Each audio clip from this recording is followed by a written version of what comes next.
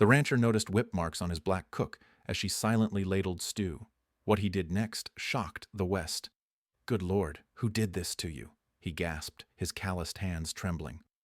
The townsfolk saw only another broken soul destined for servitude, their whispers cutting deeper than any lash. They assumed the quiet woman would fade into obscurity, cleaning and cooking until her bones gave out.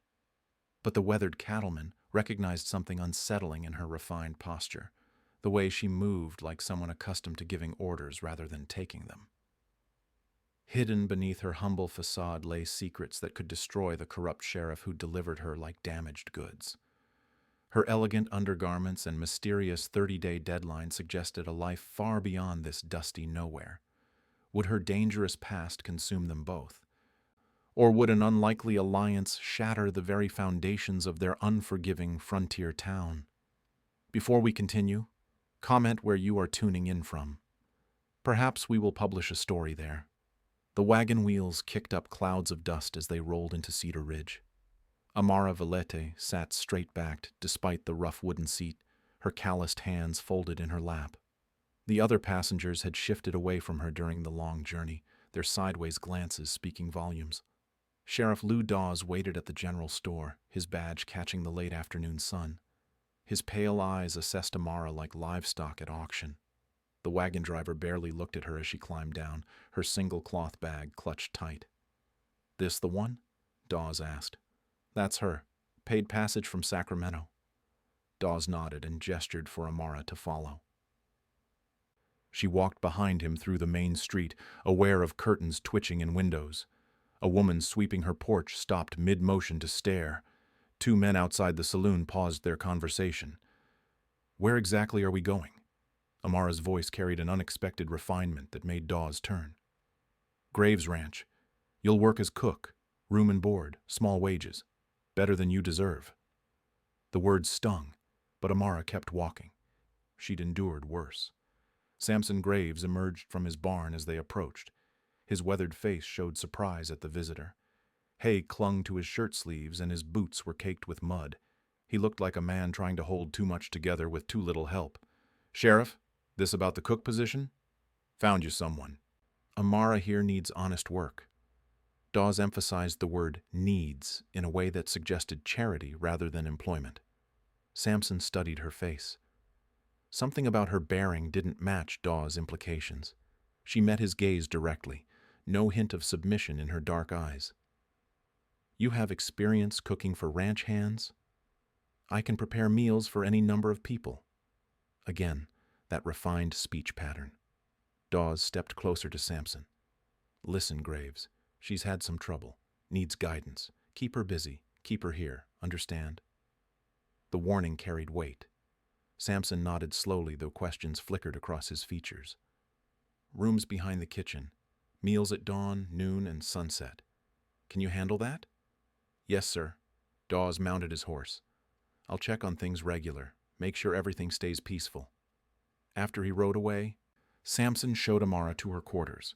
The small room contained a narrow bed, wash basin, and single window facing the mountains.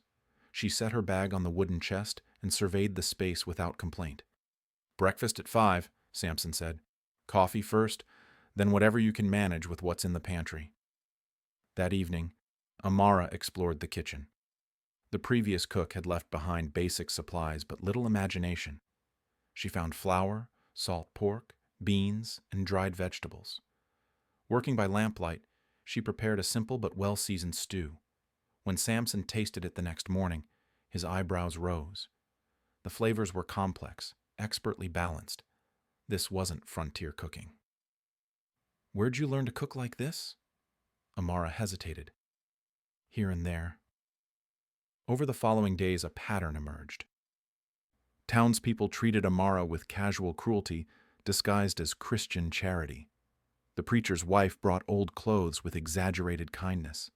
The general store owner made her wait while serving other customers first. Children threw pebbles and scattered when she looked their way. But Samson noticed things others missed. The way she automatically calculated portions for his struggling herd. How she suggested cost-saving measures that actually improved efficiency. Her handwriting, glimpsed on a shopping list, showed educated penmanship. Eulalie Stoddard arrived Thursday morning with fabric samples for curtains. The young seamstress had honey-colored hair and quick green eyes that missed nothing. She studied Amara with undisguised curiosity. "You're the new cook everyone's talking about." "I suppose so." "Funny thing. Mrs. Braidcaw, Henderson says you speak like you've been to school. That true?" Amara focused on kneading bread. "I can read and write if that's what she means." Eulalie lingered, clearly hoping for more information. When none came, she gathered her samples and left with obvious disappointment. That afternoon brought unexpected visitors. 3 rough-looking men rode up demanding food and water. Their leader, a thick-set man with cruel eyes, dismounted and approached Amara where she hung laundry. "Well, well, what do we have here?" Samson emerged from the barn, hand resting on his rifle. "Something I can help you gentlemen with?" "Just admiring your help, Graves. Fine-looking woman." The tension stretched taut. Amara continued hanging clothes, but her movements became careful, measured. She'd faced situations like this before. "I suggest you water your horses and move on," Samson said quietly. The leader grinned but remounted. As they rode away, one called back, "Might see you again real soon."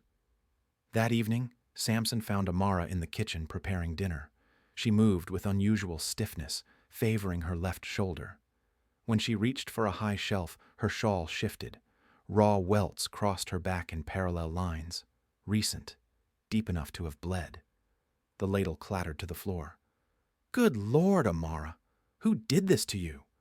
She spun around, clutching the shawl closed. Her eyes held fear mixed with something else.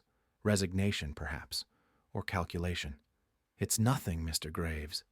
"Those are whip marks, fresh ones." His voice carried barely controlled anger. "Was it those men today?" "No, sir. This happened before I came here." "Before?" The implications hit him. "You mean Dawes brought you here like this?" Amara's silence answered everything. Samson felt pieces of a larger puzzle shifting in his mind. The sheriff's warnings, her refined speech, the way she flinched whenever hoofbeats approached. "There's more to your story, isn't there?" She met his eyes for a long moment.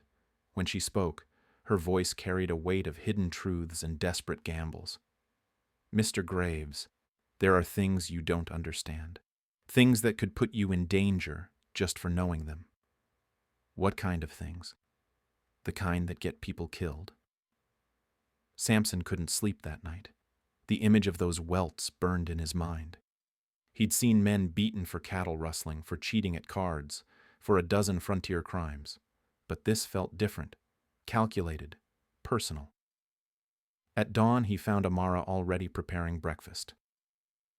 She moved carefully, protecting her injured back. The coffee smelled better than anything his previous cook had managed in 2 years. "We need to talk." She didn't look up from the bacon. "Talking gets people hurt, Mr. Graves. Not talking might get you killed." That stopped her. She set down the spatula and faced him. In the morning light, he could see exhaustion etched around her eyes. This woman was carrying more than physical wounds. "You wouldn't understand. Try me." Amara studied his face. Whatever she saw there seemed to tip some internal balance. She walked to her room and returned with a small cloth bundle. Her hands shook as she unwrapped it. Samson expected to see jewelry, maybe a few coins. Instead, legal documents spilled across the kitchen table. Property deeds, business licenses, bank statements showing amounts that made his ranch look like pocket change. The name on every paper read the same: Amara Villete, proprietor. Villette's Restaurant, San Francisco. She pointed to the largest document. "I built it from nothing. Started with a food cart, saved every penny, reinvested everything." Samson picked up a bank statement. The numbers didn't make sense. This woman owned more than most men in Cedar Ridge would see in 10 lifetimes. How does a successful businesswoman end up as my cook? Because Sheriff Dawes decided my success was inconvenient. The story came out in careful pieces. Lou Dawes had been a marshal in San Francisco before coming to Cedar Ridge. He'd approached Amara with an offer to buy her restaurant for half its value. When she refused, the harassment began. Inspectors found violations that didn't exist. Suppliers canceled contracts without explanation. Customers received warnings about eating there. I had documents proving the harassment, was ready to take them to federal authorities. Amara's voice hardened. That's when Dawes made his final offer. Sell to his associates or face consequences. The whipping. 3 of his men cornered me behind the restaurant. Said it was a lesson in cooperation. She touched her shoulder unconsciously. When I still refused to sell, Dawes had me arrested on fabricated charges, transported here as an undesirable. Samson felt anger building in his chest. And everyone thinks you're just another drifter needing charity. Exactly what he wanted. While I'm stuck here playing cook, his people are stealing everything I built. She showed him another document. A legal notice dated 30 days from her arrival in Cedar Ridge. If she didn't appear in San Francisco to contest the proceedings, her business partners could declare her legally dead and sell all assets. 22 days left. The kitchen fell silent, except for the tick of the wall clock. Each second brought her closer to losing everything. Samson studied the woman across from him. The refined speech, the business knowledge, the way she calculated costs and managed resources. It all made sense now. Why tell me this? Because you're the first person who's treated me like a human being instead of a problem to be managed. Dawes threatened me to keep you here. He's part of this. Amara nodded. He's done this before. Find successful people who won't be missed, destroy their lives, steal their assets. I'm just the latest. Footsteps on the porch interrupted them.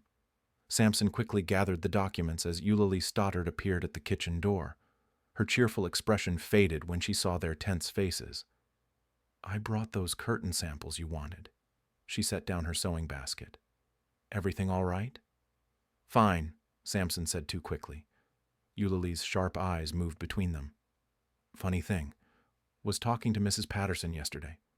She mentioned seeing Sheriff Dawes burning papers behind his office. Big pile of them.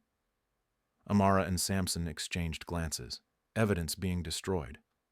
Also heard he's been asking questions about you, Mr. Graves. Wants to know if your cook is causing any trouble. The warning was clear. Dawes was watching. Eulalie stepped closer to the table. Her gaze landed on a partially visible document before Samson could cover it completely. Her eyes widened. Those are property deeds. Silence stretched between them. Eulalie looked at Amara with new understanding. You're not really a cook, are you? Before anyone could answer, horses thundered into the yard. Through the window, they saw Dawes dismounting with 2 deputies. His expression was harder than usual. Hide everything, Samson whispered. Amara swept the documents into her apron as Dawes entered without knocking. His pale eyes surveyed the kitchen, looking for something specific. Morning, Graves. Just checking on your help. She's working out fine. Good. Good. Dawes approached Amara. You settling in well? Yes, sir. Not getting any ideas about leaving? Some folks get restless. Start thinking the grass is greener elsewhere. The threat was unmistakable. Amara kept her eyes down. No, sir. I'm grateful for the work. Dawes smiled without warmth. Glad to hear it. Because leaving without permission would be breaking your parole terms. That carries serious consequences. He turned to Samson. Hope you're keeping proper supervision. Wouldn't want any misunderstandings about her status here. After Dawes left, Eulalie stared at both of them. What kind of trouble are you people in? Amara made a decision. She pulled out one of the business licenses and set it on the table. Eulalie read it twice before the reality sank in. You own a restaurant worth thousands of dollars and you're here cooking beans and bacon? Not by choice. Then why don't you just leave? Samson answered. Because Dawes will hunt her down and drag her back. Or worse. Eulalie sat heavily in a chair. This is about more than just you, isn't it? He's stealing from other people too. Probably. And you two are planning to do something stupid about it. They didn't answer, which was answer enough. Eulalie stood and walked to the window. She watched the dust settling where Dawes had ridden away. When she turned back, her expression had changed. Then, you're going to need help. Ulali's offer hung in the air like smoke from a campfire. Amara studied the young seamstress, weighing risks against possibilities. Trust had become a luxury she couldn't afford. Yet here was someone willing to step into danger for a stranger. You don't understand what you're offering. I understand enough. Dawes is stealing from people and getting away with it because nobody fights back. Eulali's voice carried unexpected steel. Maybe it's time someone did. Samson leaned against the kitchen counter. This isn't some adventure story, Miss Stoddard. If Dawes suspects we're working against him, people will get hurt. People are already getting hurt. You think Amara is the first person he's done this to? The question settled over them like dust after a stampede. Amara pulled out her documents again, spreading them across the table with new purpose. We need to know how many others there are, and we need proof of what he's doing. Over the next 3 days, they developed a careful routine. Amara continued her role as cook, but now she listened differently to conversations. Ranch hands gossiped about townspeople. Suppliers shared stories about businesses that had failed suddenly. Every piece of information got stored away. Eulalie proved invaluable. As the town seamstress, she visited nearly every household. Women talked freely around her, sharing complaints and concerns they'd never voice publicly. She learned about the blacksmith who'd owned his own shop until legal troubles forced him to work for someone else. The schoolteacher who'd become a saloon cleaner after accusations destroyed her reputation.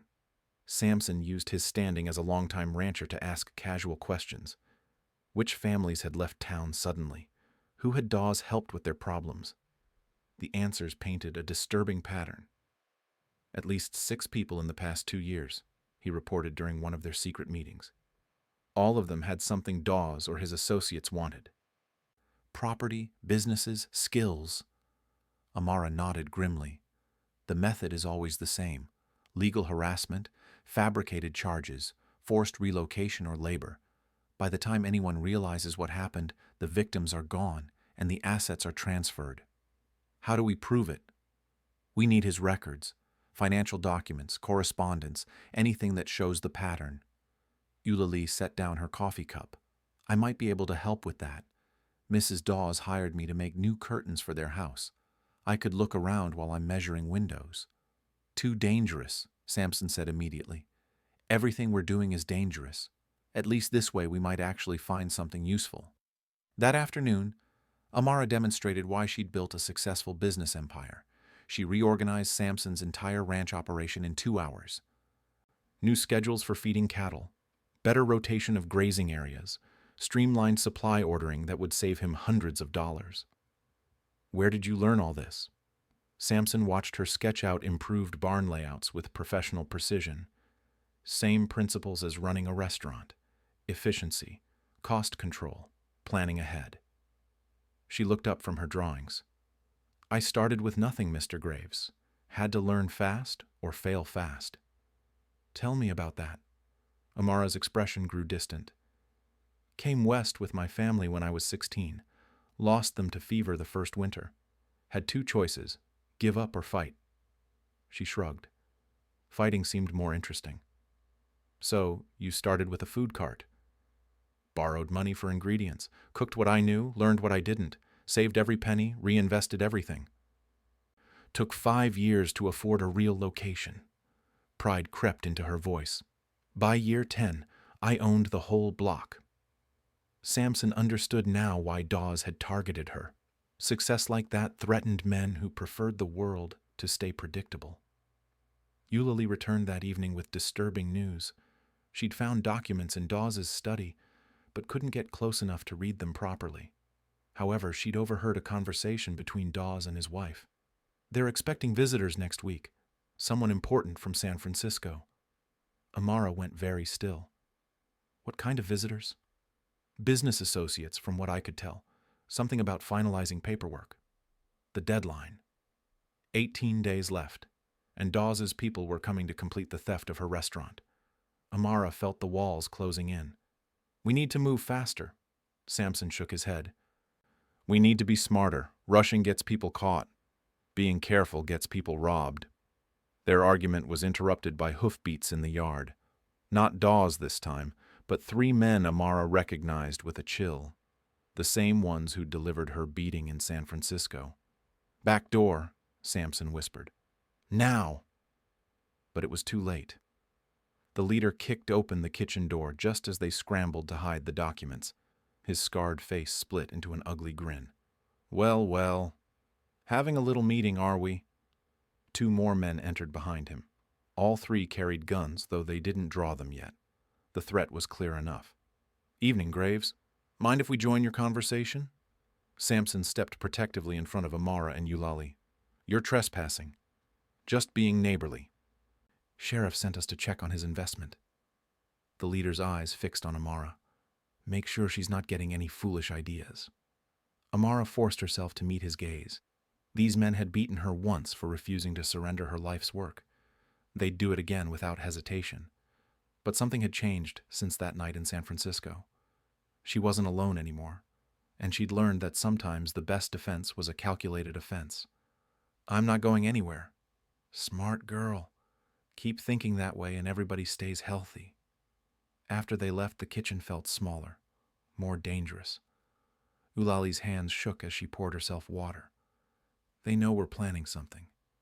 "Maybe," Amara said, "or maybe they're just trying to keep me scared." Sampson checked the locks on both doors. "Either way, we're running out of time and options." Amara gathered her documents with new determination. Fear was a luxury she couldn't afford, not with 17 days left and everything she'd built hanging in the balance. Then we stop playing defense and start playing offense. Amara spread her business ledgers across Sampson's kitchen table like a general planning battle. Numbers told stories that words couldn't hide. Dawes had made one crucial mistake. He thought like a thug, not like an accountant. Every theft leaves a paper trail. Money has to move somewhere. She pointed to calculations scrawled on brown paper. If he's stealing businesses, he's moving large amounts through banks. That creates records. Sampson studied her figures. "You think you can trace where your restaurant money went?" "I know I can. The question is whether we can get the proof before his San Francisco associates arrive." Eulalie entered through the back door, her sewing basket covering a bundle of papers. "I got into Dawes's office again, copied what I could while his wife was at the church social." The documents she produced made them all go quiet. Bank transfers, property deed changes, business sale contracts, all bearing recent dates and familiar patterns. "He's not just stealing from individuals," Amara said slowly. "He's stealing from the town itself." The evidence was damning. Dawes had been skimming from the municipal treasury for months. Tax money meant for road repairs had vanished. Funds earmarked for the new school had been redirected. Even the church building fund showed mysterious shortfalls. "Half the town council should have noticed this by now," Sampson said. "Unless half the town council is getting paid to look the other way," Amara replied. That possibility changed everything. If Dawes controlled the local authorities, conventional justice wouldn't work. They needed leverage that reached beyond Cedar Ridge. Amara's restaurant experience had taught her about federal regulations, interstate commerce laws, banking oversight. Dawes might control the local sheriff's office, but he couldn't control federal marshals. "We need to contact authorities in San Francisco, people who knew my business, who can verify what was stolen." "How?" "Dawes monitors all telegraph traffic through town." Eulalie looked up from studying the copied documents. "Not all of it. The railroad station in Millerville sends wires directly to San Francisco. It's only a day's ride." "Too risky," Sampson said immediately. "If Dawes realizes what we're doing, he'll move against us before any help arrives." "He's already moving against us. Those men last night proved that." Amara walked to the window. 14 days until the San Francisco meeting that would finalize her ruin. Every hour they delayed gave Dawes more time to cover his tracks. "I'll go to Millerville myself." "Like hell you will. It's my business he's stealing, Mr. Graves, my risk to take." Sampson's jaw tightened. "And my ranch he'll burn down in retaliation. My neck he'll stretch for harboring a fugitive." The argument might have continued, but Eulalie cleared her throat pointedly. Maybe we're thinking about this wrong. Instead of trying to outrun Dawes, what if we made him come to us? Both of them stared at her. He thinks he's got Amara trapped here. What if we use that confidence against him? Amara felt something click in her mind, the same instinct that had built her restaurant from nothing. You mean make him think he's won? Exactly. Let him believe you've given up fighting. Then when his guard is down, spring the trap. It was dangerous. It required perfect timing. But it played to their only real advantage. Dawes underestimated them. They spent the next 2 days creating a careful performance. Amara became more subdued around town, speaking in defeated tones about accepting her situation. Samson complained publicly about money troubles, hinting he might need to sell the ranch soon. Eulalie spread gossip about Amara finally learning her place, grateful for steady work and a roof over her head. The story reached Dawes within hours. Meanwhile, they refined their real plan. Amara would send coded messages through seemingly innocent supply orders. Eulalie would continue copying documents from Dawes's office. Samson would use his military background to coordinate their movements. The breakthrough came on Wednesday morning. Eulalie burst into the kitchen clutching a letter she'd intercepted from Dawes's mail. His San Francisco associates aren't just coming for your restaurant. They're planning to buy half the town. Amara read the letter twice. The scope of the conspiracy was staggering. Dawes had been systematically weakening Cedar Ridge's economy, driving down property values, forcing people to sell cheap. His associates would sweep in like vultures, buying everything at fraction of its worth. Your restaurant was just the seed money. They're planning to own this entire territory. Samson felt pieces falling into place. That's why he needs everyone to think you're broken. Can't have successful people giving others ideas about fighting back. Which means our little performance is working exactly as planned. That afternoon, Dawes visited the ranch with unusual good humor. He chatted pleasantly about the weather, complimented Amara's cooking, even offered Samson advice about improving his cattle yields. Glad to see everyone settling into their proper roles, he said before leaving. Makes life so much simpler when folks accept reality. After he rode away, Amara allowed herself a cold smile. He just made his biggest mistake. What mistake? He relaxed. That evening, they put the final pieces of their trap into motion. Eulalie would return to Dawes's office during the church service on Sunday, when both he and his wife would be occupied for hours. She'd photograph the most damaging documents with the small camera Samson had bought for ranch record-keeping. Amara would stage a breakdown, demanding to be taken back to San Francisco to sign over her restaurant personally. The emotional appeal would seem like desperate grasping from a defeated woman. Samson would reluctantly support her request, citing concerns about her mental state affecting her work. Just a worried rancher trying to manage an unstable employee. When they agree to the trip, we'll have them exactly where we want them, Amara explained. Away from their power base, surrounded by federal authorities I've already contacted through coded telegrams. You sent telegrams? When? Tuesday. While buying supplies. Amazing how much information you can pack into a grain order when you know the right business codes. Samson shook his head in admiration. This woman had been playing chess while everyone else thought they were playing checkers. What if they don't take the bait? They will. Greed makes men stupid, and Dawes is very greedy.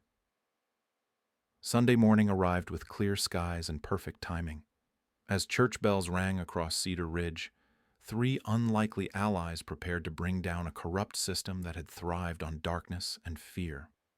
Amara straightened her simple dress and prepared to give the performance of her life. Sunday arrived with deceptive calm. While church bells echoed across Cedar Ridge, Eulalie slipped through the back door of the sheriff's office, her hands steady despite the risk. She photographed document after document with Samson's small camera. Bank transfers, forged signatures, correspondence with San Francisco associates. Everything they needed to prove the conspiracy. At the ranch, Amara prepared for the performance of her life. She mussed her hair, pinched color into her cheeks, and practiced the desperate tone of a woman at breaking point. When Samson saw her transformation, he almost believed it himself. "You sure about this? Acting broken got me this far. Might as well use it to get free." Dawes arrived shortly after the church service ended, bringing 2 deputies and wearing the satisfied expression of a man whose plans were proceeding perfectly. He found Amara in the kitchen, staring blankly at a pot of cold coffee. "Sheriff," Samson called him aside. "We need to talk about the girl." They spoke in low voices on the porch. Samson explained how Amara had become increasingly agitated, muttering about San Francisco, begging to go back and make things right with her former employers. Just yesterday she'd collapsed while cooking, sobbing about papers she needed to sign. "She's breaking down completely. Might do something desperate if this keeps up." Dawes listened with growing interest. A public breakdown would be perfect. Nothing discredited someone like obvious mental instability. "What exactly is she asking for?" "Wants to go back to San Francisco, says she'll sign whatever papers are needed to clear her record. Keeps talking about making amends." Inside the kitchen, Amara had begun her performance. She paced frantically, wringing her hands and speaking to herself about debts and obligations. When Dawes entered, she looked up with wild, hopeful eyes. "Sheriff, Mr. Graves says you might let me go back to San Francisco, just for a day or 2. I need to fix things, make things right." "What kind of things?" "Papers. Legal papers about the restaurant. I was so foolish to fight before. Now I understand." She clasped her hands together pleadingly. "I'll sign whatever they want. Just please let me go back and apologize properly." Dawes exchanged glances with his deputies. This was better than he'd dared hope. Having Amara voluntarily surrender her claims would make the theft completely legal. "It's possible, though you'd need supervision, of course. Can't have you running off again." "I won't run. I promise. I just want to make peace with everyone." The desperation in her voice was perfectly pitched. Dawes smiled and patted her shoulder condescendingly. "I'll consider it. Maybe arrange a trip next week when my associates arrive." After he left, Amara dropped the act immediately. Her wild expression vanished, replaced by cold calculation. Hook, line, and sinker. That evening, Eulalie returned with the photographed documents and disturbing news. She'd overheard Dawes talking to his wife about permanent solutions to loose ends. "He's planning something for after the San Francisco trip, something final." "Let him plan," Amara said grimly. "He won't get the chance." Monday brought unexpected visitors. A well-dressed man stepped off the morning stage, followed by 2 associates in expensive suits. They moved with the confidence of people accustomed to buying whatever they wanted. Dawes met them personally, all smiles and deference. From her kitchen window, Amara watched the reunion with interest. The lead man was older, silver-haired, with cold eyes that missed nothing. His associates looked like accountants, but their bulging coats suggested other skills. "Marcus Kane," she breathed. The name sent chills through her. Kane controlled half the corrupt businesses in San Francisco, from gambling halls to illegal labor contracts. If he was here personally, the stakes were even higher than she'd realized. That afternoon, Kane visited the ranch to inspect his prize. He studied Amara like livestock, nodding approvingly at her submissive demeanor. "This is the troublemaker who cost us so much time?" "Not anymore," Dawes assured him. Completely broken, begging to sign everything over voluntarily. Kane's smile was reptilian. "Excellent. Clean transfers are so much simpler than messy legal battles." He turned to Amara. "I understand you're eager to return to San Francisco." "Yes, sir. I want to make things right. Sign whatever papers you need." "Good girl. We'll leave tomorrow morning. Have this unpleasantness cleared up by evening." After they left, Samson found Amara sharpening kitchen knives with unusual intensity. "You're enjoying this. These men destroyed my life for profit. Forgive me if I don't feel charitable about their comeuppance. What if something goes wrong? What if your federal contacts don't come through?" Amara set down the knife and met his eyes. "Then I'll handle it myself." The next morning dawned clear and cold. Kane's private carriage waited outside the sheriff's office, flanked by armed guards. Amara climbed in, wearing her simplest dress, carrying only a small bag. To observers, she looked like a prisoner being transported for sentencing. Inside the carriage, Kane sat opposite her while Dawes took the facing seat. The two associates rode with the driver. Everyone was armed except Amara. "Comfortable?" Kane asked mockingly. "Yes, sir." "Good, because we have several hours to discuss your future, such as it is." As the carriage rolled toward the railroad station, Amara allowed herself to appear nervous. She fidgeted with her bag, glanced anxiously out the windows, and asked timid questions about the papers she'd be signing. Kane answered with cruel amusement, describing in detail how her restaurant would be carved up among his associates. The building sold to developers, the recipes stolen for competing establishments, her name blacklisted from every business directory in California. By tomorrow, it will be as if Amara Villette never existed. "I understand, sir." But as the train station came into view, Amara saw something that made her pulse quicken. Federal marshals in plain clothes positioned around the platform. Her coded telegrams had worked perfectly. Kane noticed her sudden alertness. "Something wrong?" "No, sir, just nervous about seeing San Francisco again." "You should be nervous. This is where your story ends." Amara smiled for the first time since entering the carriage. "You're absolutely right, Mr. Kane. Someone's story is definitely ending today." The train whistle echoed across the valley as they approached the station. Amara straightened her shoulders and prepared for the final act of her carefully orchestrated performance. Kane reached for his gun as understanding dawned in his eyes. But it was already too late. Federal marshals surrounded the carriage before anyone could move. The trap was sprung, and this time, Amara held all the cards. Marshal Robert Chen stepped forward as Kane's hand froze halfway to his gun. 6 federal agents surrounded the carriage, their badges gleaming in the afternoon sun. Kane's face went white as recognition dawned. "Marcus Kane, you're under arrest for interstate fraud, conspiracy, and theft of federal tax revenue."